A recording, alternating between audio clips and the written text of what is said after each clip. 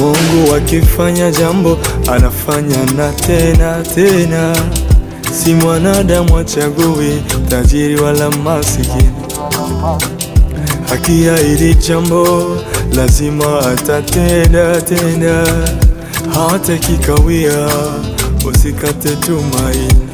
Nimekuelewa Mungu wangu, nafanya mambo kwa wakati huo ukifika unajibu maombi. Unifundishe kunyamaza nisije nikakukosa wewe, chini ya uvuli wako unifiche ewe Bwana.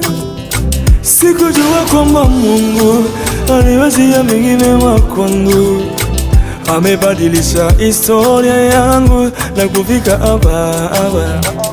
Umekuwa tumaini, msaada wangu wa karibu, kutoka kule kufika hapa ni Ebeneza. So mimi ndo yule nisiye na cheti kanikubali, mimi ndo yule nisiyesoma kanikubali.